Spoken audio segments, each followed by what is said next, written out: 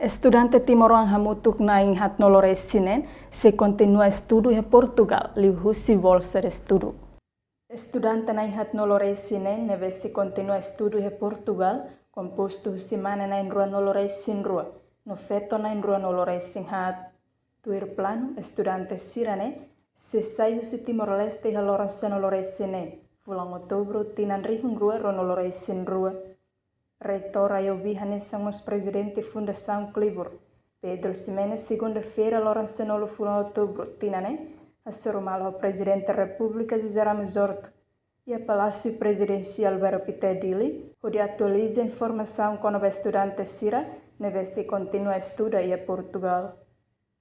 Foi no encontro, Reitor Ayobi Pedro Ximenes Hatete, estudante Sirane se fote nível ensino secundário técnico vocacional no ensino superior e Instituto Politécnico Bragança. A minha mãe apresenta para ser presidente estudante de Timoruang na Inhatno Resine, memang kita buat sira area kutubne, memang se arranca para Portugal, até continua estudos a nível 2. Estudante baulu lanulu se continua seus estudos a nível ensino secundário técnico vocacional, desculpa, lanulu Resine, se continua seus estudos a ensino secundário técnico vocacional. E na Inruanulo se continua estudos ensino superior e a Instituto Politécnico Bragança. Nebe Sira nebe Macatuba se arranca dia 16 de outubro, fula ainda né. E Sira nebe Macatuba Sira matriculado tem a escola Sira Portugal. E daí nós primeira vez mac Ayubi halo esforço daí. Ayubi halo esforço né desde que ela se retira em 2017.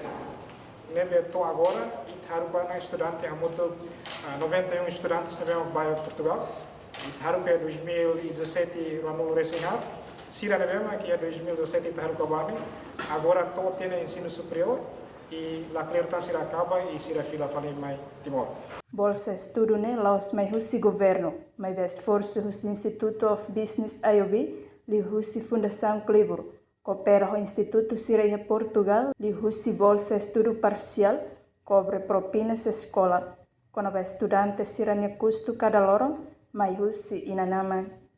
Reportagem Selfiana Kat Domingas Amaral Televisão Timor Post.